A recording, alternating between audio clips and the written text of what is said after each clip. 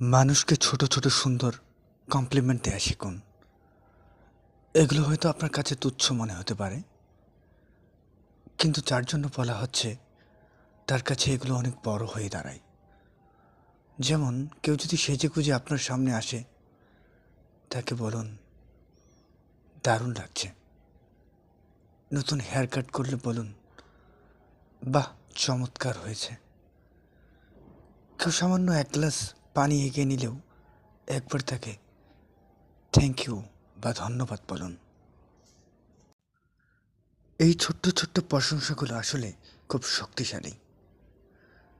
এগুলো কারো খারাপ মুড বদলে দিতে পারে, কারো আত্মবিশ্বাস বাড়িয়ে দিতে পারে, এমনকি সারাদিনের হাসির কারণ হয়ে উঠতে পারে। আমরা অনেক সময় বড় কিছু করতে পারি না, কিন্তু এই ছোট্ট ছোট্ট শব্দগুলো দিয়েই অন্য কারো হৃদয়ে জায়গা করে নিতে পারি।